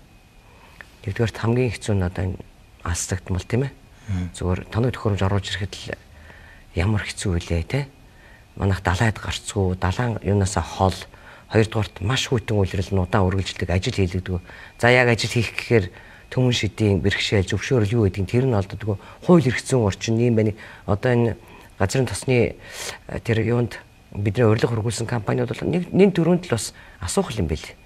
Ер нь хэдэн газарт одоо урилга хөргүүлээд ажлууд дээрээс нь ямар компаниуд энэ дээр сонирх үнэхээр орж ирэхгүй юм уу те энэ хайгуулын юм дээр. Тий. Бид нэр 55 компанид урилга хөргүүлсэн. 16 орны элчин сайдын яамд одоо хүсэлтэд уламжилж өгөөч гэсэн бичиг байсан. За тэгээ яг нэг 4-5 компани бол ингээд манай data room гэдэг ингээд virtual team data room-д орж ажилласан. Ажиллаж байгаа л ер нь хууль эрх зүйн орчин тэд нар ч ингээд одоо ч мэдээлж хинт ч байгаа шүү дээ. Хууль эрх зүйн орчин тийм байна. Монголд ажиллахад ийм одоо хүнд сурталтай амин тийм нь ойлгомжгүй юм байна. Ер нь тэр хамгийн том үүрэг үзэж байгаа. Дээрээс нь ажиллах хүчин хомс байна. Тэ? Техник тоног төхөөрөмжөнд янз бүрийн юм тохиолдоход зөвхөн ойрын газараас нийлүүлчих боломжгүй байна. Ажиллах хүчин хомс хэлсэн тийм ээ. Дээрээс нь дэд бүтц тааруулхан байна. Ингээд биднэрт одоо хийх юм их л байна л да. Ер нь. Энэ одоо сая гадагшаа урилга явуулахаар ажиллахгүй байна. Нөхцөл байдал биднэрт ер нь жоохон таарахын байна гэдээ хэлж байна. Энэ 1 2 3 гэсэн энэ 4 гэсэн энэ хуваагдсан байгаа энэ ажлууд байна шүү дээ. Энэ ажлуудыг ер нь нэг бүхлээр нь энэ ч угаасаа EPC гэдэг нөхцөлтэй л явж байгаа шүү дээ. Тэ ер нь ягаад нэг явахгүйгээр ингэж 4 хуваацсан юм бэ? Наач шүү дээ. Эцэд бас нэг амар том ач холбогдлого яриад байгаа байхгүй. Энийг бид нэр айгүй олуулаа сууж байгаа шийдэж байгаа шүү дээ. 3 7 юу? Зарим нь 10 бай гэж. Зарим нь ганцхан өндөг гэж. За ганц EPC-тэй бай. Би тэрийг бол эсэргүүцсэн үнийг. Ганц EPC-тэй байлаа гэж бодъё. Ер нь бас зарим хүмүүс ганц EPC зөвлөсөн шүү. Энэ техникийн талаас. Нэг компани гарт орчиж байгаа сте. Тэ? Одоо тэрнээс зайлсхийх гэсэн. Санхүүгийн хувьд. Тэ? Одоо бүх юм тэгсэн чинь нөгөө тэний мэдгүй компани ирчүүл яах вэ? Тэрний эрсдэл. Одоо гадаадд жишээ нь 30 дахь үйлдвэрээ 20 дахь 10 дахь үйлдвэрээ барьж байгаа хүмүүс бол бүр байгууламж бүрээр нь EPC өгсөн байна. Тэ? Жишээ нь манайх 12 байгууламжтай. Тэгэхэд яг энгийн вакуум нэрлэгийн нэг компани өгөөд бусдын 10 компанид өгсөн байна. Тэгж бас зэрэг хийх гэж байгаа. А манайд бүр олныг хийх гэхээр нөгөө энэ тээвэр логистикийн хүндрэлтэй учраас хоорондоо interaction болох тэ логистикийн проблем өдргөл маш олон бодсон. За тэгээд яг нэгдүгээр ажил дээр өөр компанисэн 2 3 дахь багц ажил дээр одооний мега инженер ингэж компани шүү дээ. Тэр компаниг ороход засгийн газрын хэрэг эрхлэх газрын дарга тухайн үеийн бид нар ерөнхий сайд энтертэйгээ нэг компани одоо юунд орчих үедээ хэрвээ тендерт бага зэргийн үнийн зөрүүтэй байвал 2 дахь сайныг авах бодлогын шийдвэр гаргах уу ч гэж ярьж байсан. Энийг чинь бид нар зөндөө олол ярьж идэж байгаа хгүй. Тэрнээс тэрэн дотор ямар нэгэн одоо юу гэдгийг алдаа оноо би бол байхгүй гэж бодож байгаа. Сүүлдээ бүр одоо бүр EPC дөрөв хуваасныг хүртэл ингээд. Тэр чинь дистаралт шүү дээ. Нэг нь бол технологийн бос барилгын байгууламж заавалжгүй нэг багц авах хэрэгтэй. 3 дахь нь цахилгаан станц дангаараа тэрийг өөр байгууламжуудтай хольж болохгүй байсан. 2 дахь нь болохоор нөгөө дагалдах туслах бүх байгууламжууд орсон шүү дээ. Ажлыг нөгөө багцлж болж бид нар ажлыг тэгдэг үстэй. Энэ нэг хэсэг багц ажил тий? Энэ хэсэг ногоо арилгын тэр хэсэг нь одоо юу гэдэг чандаг энэ хэсэг нь аяг угаадаг ч гэдэг юм. Галзуу тийм байдаг үстэй. Тэр шиг л ахгүй юу? Логик дистарал. Тэ инженерчлийн ажилд зарцуулагдаж байгаа. Жишээл энэ яжтэй лицензийн технологийн байгууламж ягаад 4-т орсон гэхээр эдгээрийн лиценз эзэмшигч нь өөрсдөө тэр ерөнхий зураг төслөө гаргадаг байхгүй юу? Энэ бичиг баримт нээж штэ. Жишээ нь. Тэгэхээр тэднийг хүлээхээр бид нэр 2-3-ыг зарлаж болохгүйсэн байгаа сте. Энд чинь энэ хараа 22 оны сүүлчээр энэ бичиг баримтууд бэлэн болсон байхгүй. Тэгэхээр бид нэг байсан нэг л багцтай одоо EPC-тэй байсан бол бид 23 оны хүлээх гэсэн байгаа тендер зарлахаа. Яг миний нөгөө асуух гэдэг нь одоо ингээд тусдаа тендерүүдэн зарлахтаа яваад шүү дээ. Ажлууд нь хийгдээ яваад байна. Бүхэлдээ нэг багцуулаад эн чинь ингээд дэлгүүр гардуулах нөхцлөөр явахаар энд ингээд олон компани нэг компани орж ирээ ажил хийсэн ч гэсэн ингээд олон компаниуд саналаа өгөөд өрсөлдөөн дундаас нь сонгоод авчвал та бүхэн дахиад ийм тендер зарлах ч юм уу эсвэл үн үсгэх ч юм уу тэр газартаа гэрээ хийсэн бол тэр газар чинь бушуухан дуусганд хийх юм бол бэрхшээлтэйсэн. Одоо энийг жишээ нь юу нь бэрхшээлтэйсэн? Жишээ нь энэ basic design engineering package гэж яриад байгаа юм шүү дээ. Инженерийн зураг. Эн чинь тендерийн бичиг баримтын техникийн хэсэг нь баггүй юу? Жишээ нь энэ EPC дөрөв 24,000 хуудас юм бичиг баримт байгаа байхгүй юу? 24,000 хуудас. Тэгэхээр энэ бичиг баримт бэлэн болоод эренгүүт тэр чинь тендерийн техникийн хэсэг болох байхгүй юу? Тэгэхээр одоо энэ 22 оны 12 сард хамгийн сүүлчийн лицензтэй байгууламжийн зураг төсөл ирсэн. Тэгэхээр бид нар 23 онд зарлах нь байна. Тийм багаз ганц EPC-тэй байсан бол 23 онд. Бүх ажил 23-нд эхлэх онд зарлагдах байхгүй юу? Аль нь ч эхлэхгүйгээр. Тэгэхээр бид нар аль болохоор ингээд цаг хугацааг хамгийн максимум хожих тийм үү? Аргыг л хайсан байсан. Тэглүү яг цаг хугацаа энэ инженерийн ажлын тест дараалал аюулгүй болов ярьж шийдэж байгаа шүү дээ. Нэлээд хэдэн хурал тийм тэрүүнд тэгж шийдэж байгаа. Сая ингээд байнгын орон дээр асуудлууд яригдаад ингээд явлаа. Энд дээр нэг зүйл яригдадсэн гişүүдийн дунд. Тэр юу вэ гэхээр одоо ингээд гол үйлдвэрийн бүтээн байгуулалт эхлэв шүү дээ тийм ээ. Яг үйлдвэрийн бүтээн байгуулалт эхлэхээр том тоног төхөөрөмж за тэрэнд хэрэгтэй одоо нөгөө түрүүн таны хэлдгээр нөгөө нууцын зэрэгэлтэй зөвхөн хоёр компани хоорондоо мэдэх ёстой ч юм уу тийм тоног төхөөрөмжүүд орж ирэх гэдэг. Энэ тоног төхөөрөмжийг одоо манайх урд хөршөөрөө дамжуулж авах боломжгүй нөхцөл байдал үүсчээд байгаа гэдэг зүйл ярьсан. Хятадын тал энийг ингээд манай газар нутгаар тээвэрлэхгүй шүү гэдэг зүйл ярьсан юм уу? Тийм өстой нэг ч сонсоогүй. Тийм зүйл ярьсан гэдэг мэдээлэл явуулсан. Тийм яриаг. Тэгэхээр одоо бол зүгээр энтхийн талаасаа бараа материал бүх юма дамжуулаад ямар ч нэгэн асуудалгүйгээр аливуулах боломжтой хамгийн ойрын үгээр аваад орж ирсэн. Тоног төхөөрөмжүүд Малайз тэгдэж чинь, энтхийд тэгдэж чинь. Яг зарим одоо бүрэн биш тоног гэж байгаа тоног л тийм үү? Тэр нь зарим нь хятадд тэгддэг. Тэгэхээр ингээд зүгээр тэнжин бомтоор далаагаар яваал одоо тэр энтхийн хол тэгэл ярьж байгаа. Тэнжинээс наашаа орж ирнэ гэсэн. За ингээд саяын тэр дөрвөн төрөл хуваацсан байгууламжууд байгаа тийм шүү дээ. Энэ байгууламжуудаас одоо хамгийн чухал нь одоо орж ирэх гээд одоо гол үйлдвэрлэл гэж яриад байгаа шүү дээ. Энэ үйлдвэрийнхээ ажил нь яагаад хамгийн сүүлдээ тавьсан бэ гэдэг зүйлийг бас хүмүүс бас гайхаж асууж лээсэн л да. Эхлээд тэр нийгмийн байгууламжууд нь яваад дээрээс нь тэр дамжуулах хоолой маань яваад тэгээд тэр цахилгаан станцтай холбоотой зүйл яваад одоо яагаад орж ирж байгаа юм бэ гэдэг зүйл яригдаад байна. Магадгүй энэ чинь арай илүү бусдаасаа ач холбогдолтой учраас арай ихэнд бариад дагалдах зүйлсийг нь харин аваа явуулж дахиад элэ те. Энэ чинь ганцхан үйлдвэрийн технологийн байгууламж биш шүү. Одоо 2 дугаар багц ажил дээр хамгийн гол байгууламжууд баригдаж байгаа шүү дээ. Нөгөө нэрлэгийн байгууламжууд. Хамгийн овор хэмжээ ихтэй те. Энгийн нэрлэгийн вакуум нэрлэгийн толгой бүтээгдэхүүн салгадыг хансан ялгах байгууламж гэдэг. Энэ гурвч бол одоо ингээд үйлдвэрлэгдээд эхэлсэн шүү дээ. Одоо бүх суур мөрөн цутагдаа гадаадд үйлдвэрлэгдэж байгаа байхгүй. Тэр чин үйлдвэрийн үндсэн технологийн байгууламж. Энэ хоёр дахь байхгүй. Гүн боловсруулалтын. Тэгтэл дахиад тэрнтэй холбоотой. Энэ чин 22 оны сүүлчээр юунд туслаа шүү. Бичиг баримт нэрж шүү дээ. Одоо хийх зураг төсөл гэсэн үг. Тий, одоо ерөнхий зураг төсөл. За энэ чин тэгээд одоо түрүүний тендерийн нэг хэсэг EPC 4-ийн тендерийн техникийн хэсэг нь баггүй юу? Тэгээ EPC 4-ийн тендер чин одоо зарлагдаад 23 оны 3 сард шалгарсан шүү дээ компани. 23 оны 3 сард. Тийм л тест дараалтай. Тэгээ эдгээр бол бүгдийг хүлээж иж одоо нэг EPC-д зарлана гэсэн бол бид нэр 23 он тендер зарлах. Тендерээ зарлах байсан болоо тийм. Аха. За одоо ингээд бүтээгдэхүүн үйлдвэрж гарч ирсний дараа мэдээж энэ чинь ингээд хин зориулж хийж байгаа гэхээр монголчуудад иргэдтэй илүү хэмт бензин, илүү хэмт чадах уу. За үнийн хувьд өрсөлдөх чадварт та байж чадах уу? Одоо импортоор орж ирж байгаа чадвартай зүйлстэй. Чадвартай. Чадвартай байж чадах уу? Чадна. Яг ингээд газрын засгийн үйлдвэрийн нөгөө бүтээгдэхүүний үнийг одоо жишээ нь нэг ширхэг талахыг одоо талахын үйлдвэрийн өртөг хідвэ гэж тооцох айгүй хүнд байхгүй. Энэ нефт химийн салбарын эдийн засгийн тооцооны бас нэг хүнд хэсэг нь. Яг бол дандаа юм урсгалаар явдаг. Нэг нөгөөгөөсөө дамжиж нөгөөх рүү орж идэг учраас нэгж бүтээгдэхүүний өртгийг гаргахад хүнд байдаг. Гэхдээ яг конверт болж болдог. Тэр нь юу гэхээр одоо дизель, керосин тэ одоо онгоцны түлш, автобензин, шингэрүүлсэн шатдаг энэ төр чинь бүгдээрээ өөр өөр одоо нягттай. Тэднүүсийг бүгдээр ингэ одоо литрт шилжүүлээд 1 литр бүтээгдэхүүний үнэ гэж тооцож бас болдог. 1 литр бүтээгдэхүүний үнэ бол нэг одоо 2100 тий орчим төгрөг болж байгаа. Одоо орж ирж байгаа эсвэл арай хямд орж ирж байна. Одоо зүгээр шатхын төгөөгөр станц чинь дизель хэд байгаа. Тэгтээ хамгийн дээд одоо зэрэглийн дизель шүү дээ. Одоо бензиний хувьд бол 95 гэсэн үг тий. 95 гэсэн үг. За. Яг одоо тухайн үедээ 95 одоо үнэтэй санагдаа ч юм уу эсвэл бид нэр 92-ыг тодорхой хэмжээгээр 50% 92 үйлдвэр яг юм бол бүр л амрах. Хэмнэлтэл болох байх. Танаа нөгөө ажилчдын орон сууцтай холбоотой дээрээс нь бас нэг урсгал зардалтай холбоотой зүйлс хөгжлийн банкны зээлээр явсан гэдэг чинь энэ хөгжлийн банкны зээлийн асуудал маань одоо хаана өрөөдүүлсэн бас засгийн газар дээр төлөгдөх ёстой ингэх ёстой гэдэг тухайн үед бас яригдчихлээсэн.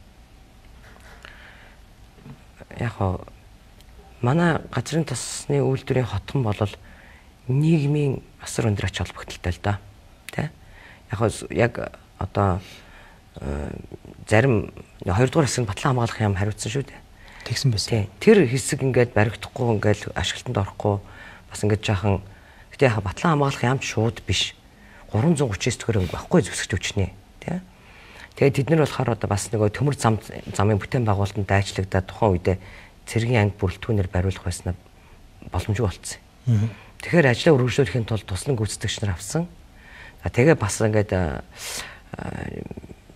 жаахан юм бэрхшээлүүд таарад ингээд энэ барилга дээр бол тийм 2 дугаар хэсэг гүйцэж баригдаж чадахгүй тийм хилан болох нь болж байгаа.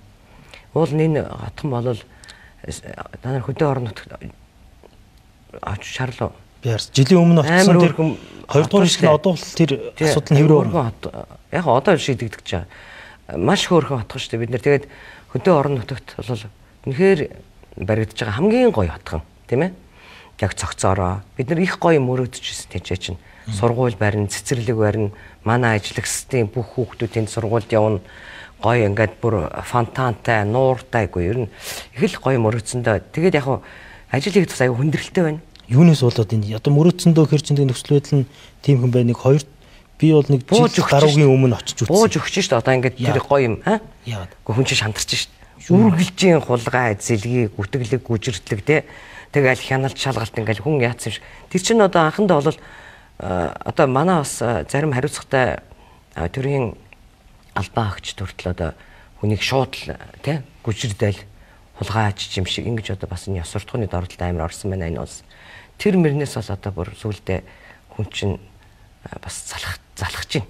Дуусах юм байна уу та үйлдвэрээ? Үйлдвэрийг бол дуусгана. Үйлдвэрийг дуусгана. Тэр хотхон тэр бол одоо би амар хэрэгтэй байхгүй. Манай бид нар чинь дөнгөж үйлдвэрийн бүтээн байгуулалт эхлэегүй төсөл чинь ингээд зүгээр цаасан дээр хүний оюун ухаан олон инженеруудын одоо компьютер дээр байсан үед нүдэнд харагдахгүй. Газраас гартлал хамаг ажил нэгдэж шүү. Тэгэд газар дээр би болоод одоо харагдчих ингэж ярьж байгаа юм чинь тэр үед ямар хүнд байсан гэж бодож байна. За тэгэл үйлдвэрийн талбай руу явхад л дорн говийн бүх зочд бодолд дүүрсэн байдаг байсан шүү дээ. Одоо энэ газрын төсний үйлдвэрийн хотхон баригдсаар манай инженерүүд байнга очиж ажиллаж байгаа одоо дотоод томилтын зардал гэж байх болж байна. Машин унаанаас өөр. Очоод бүгдээ хотхондоо хонждог. Яванда энэ олон одоо 500 ажиллагч чи хаана бай гэх юм. Энд чинь яг тэр шинэ салбарын шинэ одоо боловсон хүчнийг аваачаад нийгмийн асуудлыг шийдвэрлэх онц чухал ач холбогдолтой юм төсөл байхгүй юу. За тэгээд бид нар бол маш өндөр хүүтэй хөгжлийн банкны зээлээр төлж гин энэ хотхныг. Тэгээд мэдгүй одоо манай үйлдвэр бол одоо өөрөө энийг төлнө гэсэн юм юутай л явж байгаа шүү дээ. Бүтээгдэхүүн үйлдвэрж эхлэхээр энэ хөгжлийн банкны зээлийг төлнө гэдэг тийм. Би одоо бас хамгийн анханасаа энэ улс орны хөгжлийн асуудал, говийн бүсийн аж үйлдвэржилтийн тийм төвлөрөл одоо Улаанбаатар дааш төвлөрлийг сааруулах энэ гээд маш олон ач холбогдолтой ш. Тэгэхэд энийг бол бас төсвөөс гаргачаасаа санхүүжүүлчихээсэй гэж бол их хүссэн. Тэгээд энэ шинэ салбарын шинэ үйлдвэр гарахад тэгэхээр тоо томшгүй олон одоо энэ асуудлууд гарч ирдэг. Бүх салбар руу шахаа оролцдог те. Тэр мега төслийн онцлог гээд тэр хин нийслэлийн засаг даргын орлогч бол маш ойлгомжтой ярьж илээ те. За би тэр юутай холбоотой нэг асуудлыг орхичих явуулчлаараа би танаас нөхөд асуугаад нөгөө дамжуулах хоолойтой. Энэ 380 сая Америк долларыг бол бүхэлд нь нүүрсээр төлчихөж байгаа тийм үү? 90% гэж яриадсэн бүхэлд нь болцсон уу? Одоо энэ нүүрсээр төлөх Норинко төлж байгаа тийм Норинко барьсан шүү дээ. Энэ цонгон шалгаруултыг ягаад заавал Норинко байсан? Одоо энэ төлөх үйл явц нь яг графикийн дагуу ямар хувь байна? Хизээ ер нь төлж дуусгаар байна. Бас баггүй дүн шүү дээ. Тий.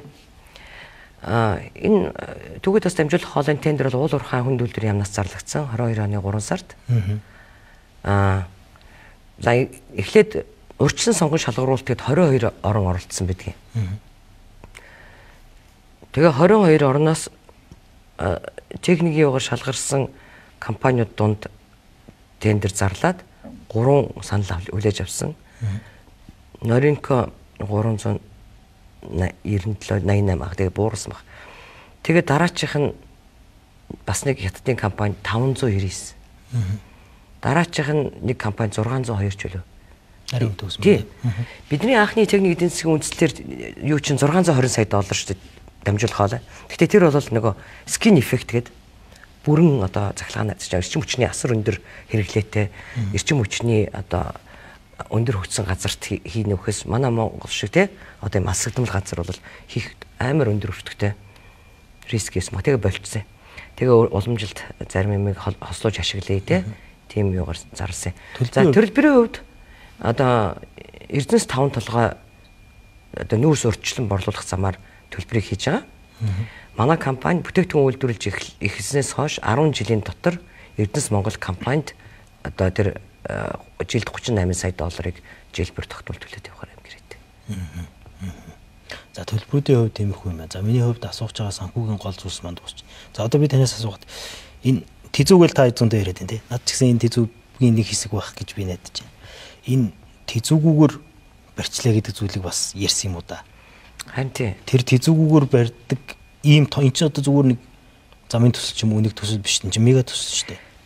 Гадаад хүмүүс одоо жоох өндөр хөгжилтэй ажил дээр хөгжсөн орны хүмүүс сонсвол шоолн шүү тэгэж яриа. Ер нь заавал тэгж хэлэхгүйгээр энгийн бид бүхэн ч гэсэн ингэ сонсоход энэ бол хэцүү шүү дээ. Тийм шүү дээ. Юу гэж юм байж байгаа юм. Техник эдийн засгийн үндэслэл дөрвөн ярьж юу хийгээ мэдэхгүй ажил эхлэнэ гэж байхгүй ч дээ. Харин тэр чинь одоо ингээд бас одоо юмыг дутуу мэдхийн аюул гэж байна да. Тэ? Дутуу мэдхийн. Тэгэхээр өөрөө хүн болгоо ойлгоо штэ. Техник эдийн засгийн үндэслэл чинь түрүүн шийдвэр гаргахад энэ төслийг хэрэгжүүлэх үү, хэрэгжүүлэхгүй юу гэдэгт тийм ээ хариулт өгдөг. Одоо хамгийн анхны шатны судалгааны бичиг баримт байхгүй юу? Тэрийг техник санхүүгийн хувьд тийм ээ 20-40% хэлбэлцэж болдог, өөрчлөгдөж гэсэн үг шүү дээ. Тэгэхээр тэзүү чинь одоо 18 оны сүүлчээр эрдэс баялагын зөвлөлөөр хүлээлгэж өгөөд тийм 19 онд бүгд гар хөлөөсгөө зураад ингээд дууссан. Тэрний дараа энэ бол тэзүү биш. Инженерчлийн бичиг баримт гэж байгаа. Энэ бол одоо та бүхний миний энэ ажууд байгаа бичиг баримт бол Италийн Kinetics Technology гэж компани одоо манай үйлдвэрийн ус зөрөгчийн байгууламжийн basic design гэж аа тийм үү? Инженерийн ерөнхий зураг төслийн нэг хавтас зэрэг. За энэ бол Америкийн нэгдсэн улсын UOP Honeywell энэ 7 байгууламжийн 4-ийн UOP Honeywell-ийн лиценз зарж байгаа. Тэгэхээр 4 байгууламжийн зураг төслийг Америкийн UOP Honeywell гэж компани бол хийсэн. Тэгэхээр тэзүү бол одоо анхан шатны байхгүй. Байгаа гэсэн үг үстэй. Үгүй юу гэсэн үг вэ? Тэзүүг бол юу гэж энэ төр хийгдэх юм бэ? Тэзүүгээр чинь нэг ийм үйлдвэр ийм том асуудал хариуцсан байгаа хорон дээр нь тэгж яриад дараа нь тэгж яриад шүү дээ. Би нөгөө манай компани хурд чинь нэг юм бичлэг өгсөн. Тэр нэг үзүүлээч одоо техник эдийн засгийн үндэслэл бол байхгүй гэж ярьж байгаа бол энэ арт түмнийг бол энэ ажлыг энэ олон жил хийж байгаа тийм ээ одоо гадаадын Америк, Европын орнууд эндхийн монголчуудын одоо мэргэжлийн инженер, эдийн засагч тийм энэ хүмүүсийн ажлыг бол маш амар юм дорд үдсэж байгаа юм хэрэгэлтэй. Нариулагчтай өгөөд нэвтрүүлгийн дундуур би яг таны тэр бичлэгийг өгч нэг 40 секундын бичлэг над руу ирсэн байлээ. Яг энэ тэзүүтэй холбоотой нэг нэвтрүүлгийн маань цаг дуусахад өгч. Тэгэхээр хоёулаа чухал бас зарим зүйлүүд үлдэх гээд байна. Би танаас асуух л да. Тэзүүг нууцлцсан гэдэг байгаа тийм ээ. Нууцлцсан гэдэг байгаа. Техник эдийн засгийн үндэслэл өөрөөр хэлбэл та бол ингээ техник технологи бүр ашигтлаас ярьж байна. Би бол тэзүүг хамгийн гол нь энэ төсөл хэрэгжээд ашигтай байх юм уу, ашиггүй байх юм уу гэдгийг илтгэж байгаа хамгийн гол зүйл гэж ойлгоод байна. Ойлгоод байгаа. Яагаад нууцлцсан юм? Нууцлах шалтгаан нь юу юм? Энд нуух тийм юм байгаа мó? Би өөрөөс ч асууя да. Одоо техник эдийн засгийн үндэслэлийг хэн нэгэн хүн нууж яахын тэрэг нууж. Тийм ээ. Одоо тэгээд нууцын ард зөндөл асуудал үүсээд байгаа болохоор хүмүүс нэхэд ийм технологиор барин иймэрхүү хэмжээний одоо хөрөнгө оруулалтын зардал шаардах баг. Тэ? Иймэрхүү аргачлалаар хэрэгжүүлвэл сайн ингээл бичсэн юм байгаа шүү дээ чинь. Тэгэхээр энийг яагаад нууцд одоо жишээ нь манай компани дээр байгаа хөлбөр нь нууцд аваагүй бид нар бол копи шүү дээ тийм үү. Тэгэхээр үндэсний аюулгүй байдлын зөвлөл энэ одоо улс орны стратегийн одоо ач холбогдолтой ийм одоо объектууд гэдэг юм уу тийм үү. Тэрийг нууцлд авдаг. Тийм ээ. Одоо жишээлбэл цэрэг дайны зориулттай ч юм уу тийм үү. Тэрнтэй айлгаж авдаг. Тэгээд тийм одоо юу гарсан байдгийг зөвлөмж. Тэрнийхэн дагуу салбарын яам өөрөө би бол тэр нууцд авсан тэзүүг хараагүй байхгүй юу. Салбарын яам өөрийнхөө одоо засгийн газрын тэр жагсаалтанд авах тухай гэдэг тогтоолын дагуу сайдынхын тушаалаар нууцд аваад тэр нь манай компани төрийн өмчийн хувьцаа эзэмшигч уул уурхай яам байжгаад Эрдэнэс Монгол ороход нууцын ажилт нь нууцын тамгатаагаар аваачиж өгдөг. За тэгээд энэ одоо тэзүүг өнөөдөр одоо шаардаад тэзүүгээр сенсац хийгээд нэг хэн бодох вэ? Тэгээ 2-3 хоногийн өмнө л одоо тэзүүл зайлшгүй хэрэгтэй болчих ш. Тэнгүүт бид нар ингээд одоо тэзүүгээ копиго авчиад өгчвөл нууц төрийн нууц задлсан хэрэг болоод хэрэг дөрөв ш. Тэгэхээр тэр жамаараа л явсан ш. Төрөж улсын нууцд байгаа бох тийм. Тийм байгаа. Тэнгүүт тэр нь одоо гэхдээ их хурлын гишүүн бол үзэх бүрэн эрхтэй. Тэр бүрэн эрхийг нь өрөөнд үзүүлэх гээд явахаар процесс байгаа ш. Одоо нэг байгууллага энэ манайх ингээд ийм юугаар нууц тавцсан байна тийм үү. Тэгэхээр манай энэ нууцын ажилтан танаа энд яах ингэж зөвшөөрөл өгөөч ээ. Тэгээ энийг улсын их хурлын гишүүн тэр хүнд авчиж одоо өгөх ёстой маа гэдэг ингээд бичиг цаас чинь яваад тамга тэмдэгэ дараад ингээд явсан процесс маш богино хугацаанд тийм одоо яг процесс орж байгаа гэсэн тэрийг нь аваад энэ хүмүүст юу үзүүлвэл яа тийм. Үүдэлтэй үзэж болно шүү дээ. Би тэгээд яг ингэсэн шүү дээ. Тэр араа техник эдийн засгийн үндслэлт за ингээд нууж хаагаад ахтай гол нь биш.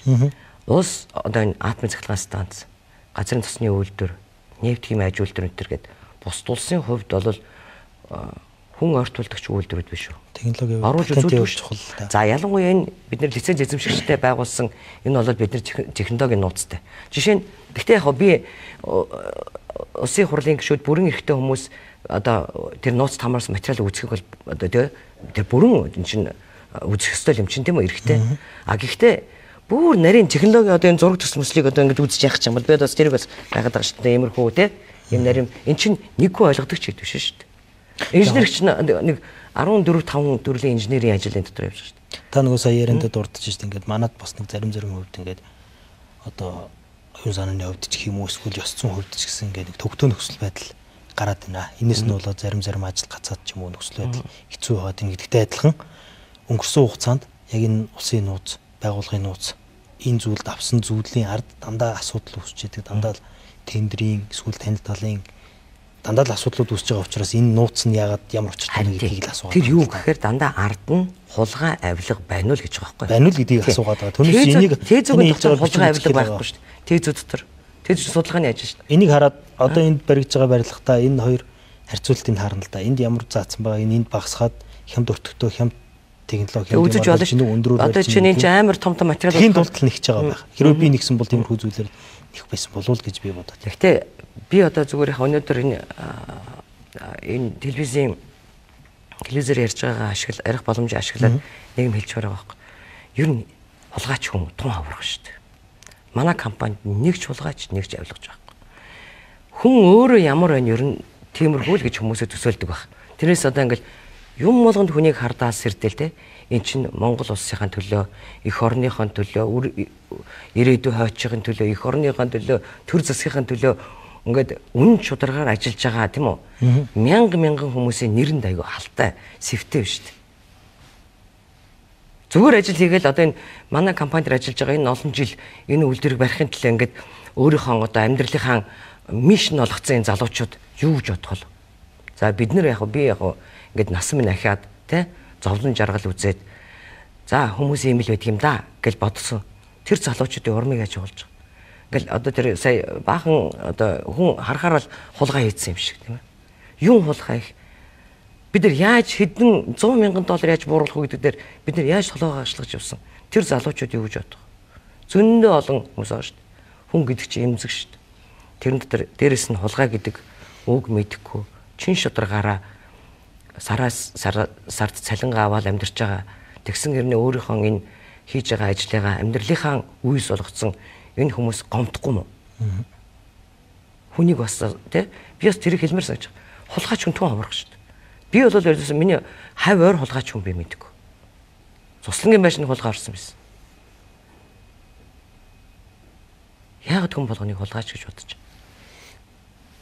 Айгүйх гүжирлэг бүтээлэг явж байгаа шүү дээ. Би ч гэсэн одоо энэ олон нийт цацагдаал ингээл одоо тэгэл байгаа хүмүүсээ би бас намайг гүжирдэж байгаа ч бас тэднийг гүжирдэж байгаа л гэж бодож байна. Яг нөгөө мэдээж энэ үйлдвэрийг босгохын тулд энэ үйлдвэрийг одоо Монголд энэ газрын тусны хамгийн анхны энэ стратегийн энэ ач холбогдолтой үйлдвэр бий болчихсоо гэдэг олон хүмүүс хөдөлмөрлж байгаа. За энэний цаана бас хүлээлт байгаа. Тийм учраас ингээд хугацаануудаа дагаа үнэн өсөд байгаа энэ нөхцөл байдал дээр нь ямар асуудал байна вэ гэдгийг л одоо харж магадгүй энэ дээр нь алдаа гарсан байх вэ? Магадгүй энэ дээр нь таны мэдгүйгээр ч юм уу эсвэл ямар нэгэн байдлаар хулгай гэдэг чинь тэгэл гарын үсэг зурж байгаа л эрх мэдэл дээр л дагаж явж байгаа шүү дээ. Ингээд жирийн нэг үйлдвэрийн инженер залуудаар бол юм явахгүй байх л та. Тэгэхээр ийм зүйлийн хувьд л одоо миний хувьд асуудал гарвал яах вэ гэдэг. Одоо энэтэй холбоотой нэг асуулт байна. Одоо яг энэ газрын тосны үйлдвэрийг одоо хариуцах хүн одоо танаас өөр хэн байна? Одоо байгууллагын хувьд одоо жишээлбэл танаа дээд байгууллага танд яг ингээд мэргэжил арга зүйн зөвлөгөө өгөх. Дээрээс нь яг энэ асуудал үүсгэхэд яг хариуцаад явах газар нь ямар газар байна? Эзэн Монгол Улсын засгийн газар шүү дээ. Энэ чинь би биш, манай компани биш. Монгол Улсын засгийн газар төр засгийн бодлогын одоо хүрээнд хэрэгжүүлж байгаа төсөл шүү дээ. Тэрийг ойлгож байна. Гэхдээ хэрвээ асуудал үүсвэлгээд ерөнхий сайд оюун эрдэнэ буруутна гэдэг бүх юм төр засгаас өгсөн чиглэлийн дагуу явагдаж байгаа шүү дээ. Гадаадад манай одоо төслийн менежментийн зөвлөх байна. Энэ тхийн гадаад хэргийн магазин банк сар болгон одоо тэр өргөтгсөн митингд бүх стейкхолдер буюу оролцогчдыг оруулсан төслийн нөгөө явц те өргөсгөх арга хэмжээ гэдэг юм хурлууд болдог шүү дээ. Эн чинь зүгээр нэг ингэдэг одоо би энийг хийгээд байгаа юм биш шүү. Надаас тийм үү асар өндөр их боловсралтай гүн гүнзгий мэдлэгтэй хэдэн зуун мянган хүн ажиллаж байгаа байхгүй энэ төр. Эрдэнэс Монгол дээр ч юм уу ер нь яг ингэ танахыг хариуцсан чиглэл хаана байна гэдгийг л асууад байна л да. Бодлогын хувьд бол уул уурхай юм байгаа шүү дээ. Тийм одоо эрдэс баялаг ажилтны эрдэс баялагын яам бодлогын хувьд. Ялангуяа одоо сая энэ хамтарсан засгийн газар гарснаас хойш энэ манайх нөгөө Эрдэнэс Монгол нэгдэлд хамааруулсан хойш уул уурхай аймаг жоохон зайтай байсан. Одоо бол нягт ойрхон байгаа. Бид нэр өдөр тутамд хамтарч ажиллаж байгаа. Манай сайд бол энэ ажлынхаа төлөө үнэхээр их зүтгэж байгаа тий. За Эрдэнэс Монгол ч гэсэн байна. Эрдэнэс Монгол одоо бид нэр бас анхандаа ажиллаа бас жоохон ойлгуулах гэж бид нэр бас жоохон цаг хугацаа тэр авч ирсэн үе бий. Одоо бол манай Эрдэнэс Монголын удирдлагууд бол одоо дуу нэгтэйгээр энэ төслийн төлөө тий бас хичээгээл зүтгээд явж байгаа шүү дээ. Миний асууж байгаа гол зорилго нь одоо магадгүй чи ингээд хинэн энийг муу зүйл болгох ч юм уу хоо зүйл болгох ч гээгүй явж байгаа гэдгийг хэлээ.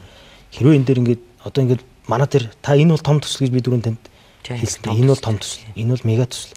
Энэ бол оюутлогоо энэ уран гэдэгтээ дүүцгүүс хэмжээний одоо стратегийн ач холбогдолтой гадна дотны нөлөөнд донд байдаг том төсөл. Энэ том төслүүдийг өмнөх төслүүдийг дагсан асуудлуудыг та бол мэдж байгаа тий. Хэрвээ ямар нэгэн байдлаар магадгүй энэ ингээд шалгах асуудал ямар байна гэж үзэх юм тань дээр ч гэсэн гарна. Тэгэхээр эцсийн дүнд ингээд та бол их зөрөгтэй явж ин л да ганцаараа. Ингээд өөр дэн дээр чинь бас ачаа үүрээд хуваалцаад яг шийдвэр гаргалтан дээр ганц та биш танаас гадна өөр хүн хэн байна, эзэн хэн байна гэж. Би араа ерөөсөө ганцаар биш байхгүй юу. Нэг шийдвэрийг би ганцаараа толгой бидэж хийхгүй шүү дээ. Тэ? Ард чинь энэ бүхэл бүтэн энэ төслийг зураг төсөл, худалдан авалт, барилга угсралт, улсын комисс хөлөөлөх хүртэл хариуцлага хүлээсэн төслийн менежментийн зөвлөх гээд профешнл компани байгаа шүү дээ. Тэ? Мэргэжлийн. За Монголын талтай холбоотой одоо юу гэдгийг зөвшөөрөл, элдвийн одоо тий юутай холбоотойс бүгд одоо мөнгө төрөхтэй холбоотой сангийн яам, бодлогын хувьд одоо ажилтны эрдэс баялагын яам, дээрээс нь засгийн газрын хэрэглэх газар маш олон хүн зөвшөлдсөж шийдвэр гаргаж ингэ явж байгаа байхгүй. Тэгээс ердөөсөө би энд шийдвэр гаргаад ингээд ганцаараа нэг зүтгэж байгаа юм ердөөсөө биш. Манай компанид ардч байгаас дандаа мэргэжлийн өндөр ур чадвартай хүмүүс ажиллаж байна тий. Одоо томилгооны хувьд бас ингээл давхар асуудал тань дээр яригддаг. Над дээр үү? Тий. За энэ томилгоон дээр жишээлбэл та бол мэргэжлийн хүн тийм ээ зөвлөх инженер. За таныг бол энэ үйлдвэрийг ингээд байгуулах гол хүн ингээд тавьсан томилсон байна. За энэ томилгооны ард бас таныг одоо тухайн үеийн ерөнхий сайд одоогийн ерөнхийлөгч гэдэг ч юм уу ийм найзыгээ томилчлоо гэж ингээл яриад байдаг. Энд дээр та ямар хариулт өгье? Би ерөнхийлөгчийг 2017 оны 12 сард анх харсан шүү дээ. Хоёулаа энэ төр уулзч үзэв. Засгийн газрын хурал дээр харсан. Тэ? Маш их хүчтэй. Осолдохгүй энэ үйлдвэрийн төслийг эхлүүлэхээр одоо юу гэдгийг зориг зүрх гаргаж гэдэг юм уу те? Ийм мундаг шийдвэр гаргасан юм яалтчгүй тэр хүн. За нэг ялангуяа ерөнхийлөгч босноос нь хойш аюулгүй зөвлөлийн хурал дээр нэг л тааралдсан. Тэгээ би бас ерөнхийлөгчийгаа энэ төсөлтөө бас анхаарч те бас явж байгаа х гэж бодчихлаа гал да. Тэр юм найз биш юм те. Харин анх 17-нд харлаа.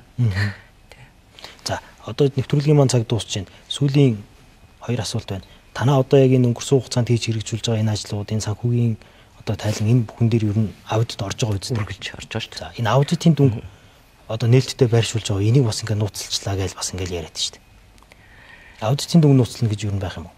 Ерөөсөө л харин энэ одоо бид нар ингэж нэг муу хамлахал байлмаар байна. Дандаа гүнийг нууц нэг үргэлжил нэг юм нуугаал те. Нэг одоо хулгай хийх гээд ингээд нэг ч тийм байхгүй. Манай жил болгон улсын үндэсний аудит орж байгаа шүү дээ. Яа өөрөө нодлон жил орсон. Тэрнээс үндэсний аудитыг гэрээ байгуулсан аудитинг компаниуд ордог. Ерөөсөө ингээд бид нар бол аудитэд материал бэлдэж өгөх гэж жилийн эцсээс өксүүлэл он дамналдаал нэг 4-5 сарын юм болж байгаа шүү дээ. Тэгэд манайхаас бол тийм ноцтой бол тийм юу гарч исэн түүх байхгүй. Гарахгүй дээ шаашаа гэж юу? Байхгүй. Би зүгээр тийм байхгүй юм чи. Яг л одоо юу гэдэг аудитын бол нэгтлэн бодох бүртгэлийн те одоо энэ алдаануудыг бол бас олдог. Тэр бол одоо зайшгүй байх хэрэгтэй асуудал те. Аудитууд маш хэрэгтэй зөвлөмжүүд өгдөг. 3 жилийн өмнө хөтөлбөрийн шин чанартай нэг аудитын юу гараад тайлбарлаад дийлээгөө шүүхтэд өөрсдөө ялагдсан. Тэрээс тийм манай компани дээр одоо тийм юу гэдэг хулгай тийм зэлгийн энэ гарцсан юм биш нэг ч гарч үзээгүй шүү дээ. Өнгөрсөн жил нөгөө засгийн газраас нэг уриалга гараад зодонд нэрвэгдсэн малчин ардаа туслах аян өрнөлтөд нь энд оролцож байгаа бүх компаниудыгаа уриалан дуудаад гадаадын. Тэгээд 50 сая төгрөг нийлүүлээд Дорногов аймгийнхаа малчтад бид нар одоо өвс тэжээл малчтад будаа энэ төр тараасан. Тэгээд одоо яг манай компани 1 сая төгрөг гарсан. Тэрэн дээр бол одоо бас албан шаардлага тэр ирж илээ тийм үү? Төсвийн мөнгийг буруу зарцуулсан гэж. Хэмнэлтэд хууль зарцуулсан. Хэмнэлтэд хууль зарцуулсан. Тэгтээ бас ларай л хууль бол бас хууль баг л та. За ерөнхийдөө хоёулагийн ярилцах цаг маань дуусч байна. Мэдээж танаа үйлдвэртэй холбоотой олон зүйлс байгаа. Гэхдээ өнөөдрийн хувьд миний асуухыг зорьсон гол зүйл маань ер нь энэ ингээд хүмүүсийн хардаад асуугаад байгаа шиг алдаа энэ тэгтэл байна уу? Санхүүгийн хувьд ямар байна? Бид нар ер нь ямар хэмжээний өртгийг төлөөд ямар хэмжээний үйлдвэртэй болох гэсэн юм бэ? Цаашлаад энэ үйлдвэр маань дотоодынхоо хэрэгцээ шаардлагыг хангах чадах уу? Энэ шаардлагатай түүхий эд бүтээгдэхүүн байна уу? Гэдэг ерөнхий үндсэн агуулгаар явлаа. За ингээд хоёулаа нэг сэдв болгоныг бариад яг энэ газрын тосны үйлдвэртэй холбоотой, энэ стратегийн төсөлтэй холбоотой зүйлийг яриад байл. Дахиад зөндөө ярих хугацаа олдох бах. Тэгээ маш их хугацаа зарцуулах бах. Юуны өмнө урилга хүлээж аваад манай нэвтрүүлэгт оролцсон танд баярлалаа. Тэгээд харамсалтай цаг маань ерөнхийдөө богино байлаа. Тэгээд эх 5 дахь өдөр байгуулна гэсэн тийм ээ. 4 дахь өдөр. 4 дахь өдөр. За. Гэрээнд нь амжилт хүсье. За би нэг дуусгаас нь ганц юм хэлж байгаа. Ер нь ажил хийсэн хүн алдаа гаргана, тэ? Үгүй ажил хийдгүй хүн алдаа гаргадаг. Алдаа гаргадаг хүн шагнуулдаг гэдэг юм үг гэдэг чинь, тэ? Тэр шиг биднэрт бол яг том биш юм ахэд бид нар жижиг сальж алдаа гаргахсны үгүйсэхгүй. Гэхдээ ер нь энэ компани бидний одоо энэ Монгол одоо улсынхаа засгийн газрын мөрийн хөтөлбөр төчнөөн жил тусгагдж ирсэн энэ аж үйлдвэрийн Монголд одоо жинхэнэ утгаараа аж үйлдвэрийг хөгжүүлэх гэж байгаа одоо шинэ аж үйлдвэрийн суурь тавих энэ үйлдвэрийг барих гэж хичээл зүтгэж байгаа бид нар бол бас нийт ард иргэдээ хэлэхэд бидний юу хариуцдаг вэ гэвэл тийм үү? Бид нар энэ үйлдвэрийг яаж хамгийн бага эрсдэлтэйгээр хамгийн бага алдаатайгаар хамгийн зөв хамгийн эдийн засгийн тийм үү хэмнэлттэйгээр барьж байгуулах вэ гэдэгтэй л бид нар хамаг хөрхи бидний одоо сүүлийн хэдэн жилийн амьдрал өнгөрч байгаа шүү. Тэрийг би бас хэлмээр байна. Тэрээс ингээд хальт юм харчаал одоо жишээл биднийг та нар яасан айдгүй энийг алдаа гаргахаас бид нэр яагаад тийм айхаа байцсан ийм алдаагаач тоохгүй юм хүмүүс ажиллаагүй шүү дээ хэлэх гэсэн. Том ар байхгүй шүү гэж хэлэх гээд энэ зөв. Үгүй том ар байгаа харин тэр нь юу гэхээр энэ олон тийм үү нефт химийн салбарын энэ том одоо концернууд ажиллаж байна. Мэргэжлийн хүмүүс ажиллаж байна. Асар өндөр мэдлэгтэй тийм үү инженерүүд, эдийн засагчид шийдвэр гаргалтж байна тийм үү. Тийм учраас тэр мэргэжлийн улсууд, мэргэжлийн байгууллагууд бол энэ үйлдвэрийг чинь харна. Дээрэс нь энтгэхэд бас одоо олон улсын геополитикийн том тоглогч тийм бас их одоо чадaltaй юм орны хүмүүс энэ төслийг хард байгаа шүү дээ. Тэр хүмүүст энэ төсөл амжилттай хэрэгжих нь одоо нэн чухал байхгүй бас адилхан. Бидэртэй л ижлэх нь чухал. Тэгэхээр тэр хүмүүсээс ажиллаж байгаа. Тэгэхээр бид нар бол бас тэр хүмүүсийн бодож байгаа шиг ингээл юу ч мэдэхгүй хийгээд байгаа юм байхгүй шүү гэж хэлсэн. За ойлголоо. За баярлалаа. Тэгээд гэрээнд амжилт хүсье. Цаашдаа ажилтнанд амжилт хүсье. За баярлалаа. 38 сарда 36 болгоод багасгаад тэгнь үйлдвэр ашиглалтанд оруулчаараа тэгээд тухайн үед нь бас дахиад эргээд ярилцах боломж олдох байх гэж найдаж байна. Дээрээс нь одоо бол хэдүүлээ үйлдвэр ингээд дөнгөж баригдаж байгаа дуусны дараах нөхцөл байдлыг ярихад эрт байна. Гэхдээ миний хувьд бол зүгээр тэр түгээн эдтэй холбоотой асуудал маань энэ үйлдвэр барихаасаа өмнө тооцоололж улсын хэмжээнд ерөнхийдөө бодох хэрэгтэй байсан юм гэсэн хувьд өгүүлэлттэй байна. Тэгээд баригдаад ашиглалтанд ороод үйл ажиллагааны жигдрээд ирэхийг алдаад тэгээд хийн хариултаа авах байхаа. За танд амжилт хүсье. За баярлалаа. Баярлалаа үзэгчдээ энэ телевизээс таамд байсан та бүхэндээ баярлалаа. Энэ 7 хоногийн лавгийн тойм нэвтрүүлгийн дөрөвд өндөрлөж байна. Өнөөдөр манай нэвтрүүлгийн зочноор Монгол газрын тус боловсруулах үйлдвэрийн одоо төрийн өмчт хариуцлах хувьцаат компани үйлдвэрийн компани захирал алтан цэцэг захирал орцлоо. Тэгээд эх 7 хоногийнхоо дугаараар эргээд уулзъя. Баярлалаа баяртай. Батулга Автомдыг өөмөнд самуунд ийм үйлдэл хадан чинээ би бас сансангүй. Бүрэнхийн сайдыг энийг ч нэр төвшүүлэхгүй. Төрлөө ойлтуулмаар юм. Төшөв рүү ойлтуулмаар болсон байдаг шүү. Бид нар хамтдаа ядах ёстой болохоос биш. Бид нар хамтдаа ядагдах ёсгүй. Тэрс үдээхэд би билээ.